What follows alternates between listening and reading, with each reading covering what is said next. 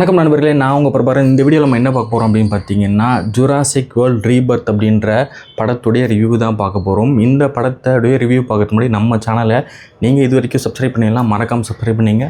உங்கள் friends and ஃபேமிலிக்கும் மறக்காமல் ஷேர் பண்ணுங்கள். வாங்க வீடியோக்குள்ளே போகலாம். இந்த படத்தை பார்த்திங்கன்னா எங்கள் ஊரில் இன்றைக்கி தான் போட்டிருந்தாங்க. First day first show 11 AM தான் ஸோ ஃபஸ்ட் டே போயிட்டேன் நான். இதுதான் பார்த்திங்கன்னா அந்த படத்துக்கான டிக்கெட்டு. இந்த படம் யார் பார்க்கலாம் அப்படின்னு என்னை கேட்டிங்கன்னா, ஃபேமிலி ரொம்ப போர் அடிக்குதுன்னு சொல்கிறாங்க, குழந்தைங்களாம் ஒரே டார்ச்சர் பண்ணுது அப்படின்னு நினைக்கிறவங்க பார்த்திங்கன்னா இந்த படத்துக்கு போகலாம். மற்றபடி ரொம்ப நான் கிராஃபிக்ஸ்லாம் எதிர்பார்க்குறேன், ஜுராசிக் வேர்ல்டு 2015 ஃபஸ்ட்டு இந்த ஃப்ரான்ச்சைஸ் வரும்போது அதுக்கு இருந்த மாஸ், அதுக்கு இருந்த அப்பீல் இருக்கா அப்படின்னு கேட்டிங்கன்னா கண்டிப்பாக இல்லை. இந்த பார்த்திங்கன்னா ஒரே ஒரு ஃபீச்சர் என்னென்னா 3Dயுமே பெரிய அளவில் இருக்கான்னா கிடையவே கிடையாது. ஸ்டார்டிங்கில் கொஞ்சம் 3D எஃபர்ட் தெரியுது, போக போக 3D எஃபர்ட்லாம் தெரியுதான்னா கிடையவே கிடையாது.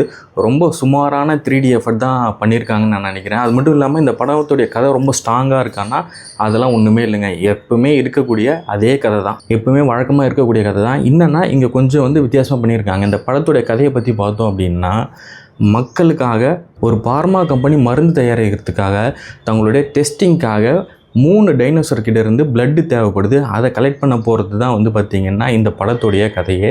அதுக்கு நடுவில் பார்த்திங்கன்னா ஒரு ஃபேமிலியை ரெஸ்கியூ பண்ணுறாங்க. இவ்வளோ தான் கதை மொத்தமே. அந்த படத்தில் பார்த்திங்கன்னா அந்த ஸ்டோரியே இவ்வளோ தான் பேஸே.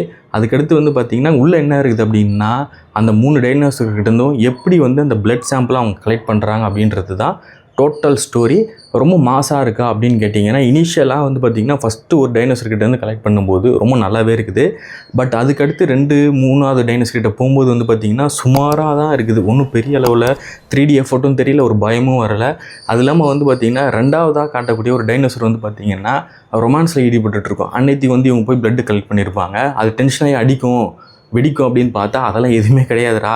சும்மா நாங்கள் பாட்டு ரொமான்ஸ் பண்ணிகிட்ருக்கோம், அவன் பாட்டு பிளட் கலெக்ட் பண்ண வந்தான், அவன் பாட்டு கலெக்ட் பண்ணிட்டான் போயிட்டான் அப்படின்ற மாதிரி தான் இருக்குமே தவிர வேறு ஒன்றுமே இருக்காது. இந்த படம் குழந்தைகளுக்காக எடுக்கப்பட்ட படம்.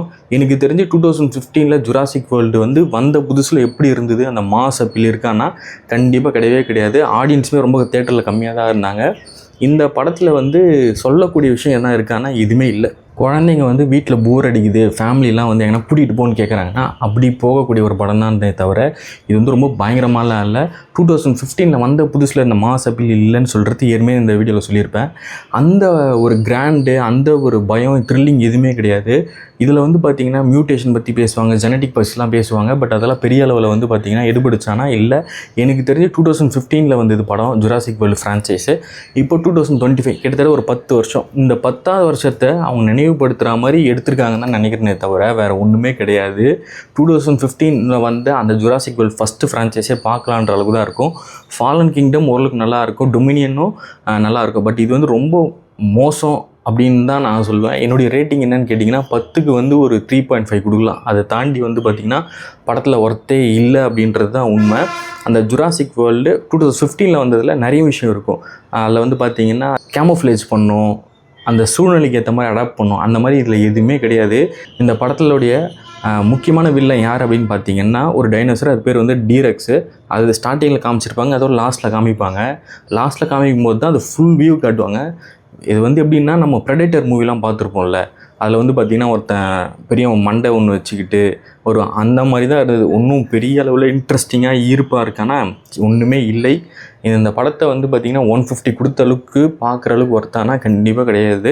ஒரு 100 rupees கொடுத்து பார்க்குற அளவுக்கு தான் ஒர்த்து.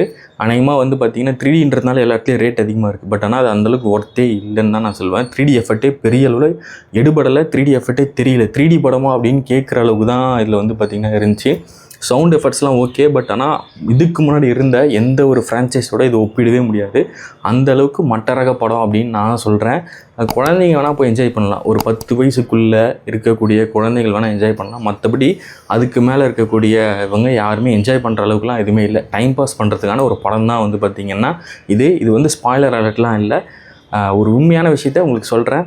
நம்ம சேனல் நீங்கள் இதுவரையும் பார்த்துட்டே இருக்கீங்க அப்படின்னா மறக்காமல் சப்ஸ்கிரைப் பண்ணிவிடுங்க. உங்கள் ஃப்ரெண்ட்ஸ் அண்ட் ஃபேமிலிக்கும் ஷேர் பண்ணுங்கள். அடுத்த வீடியோவில் சந்திப்போம். Until then it's by by from Prabhakaran.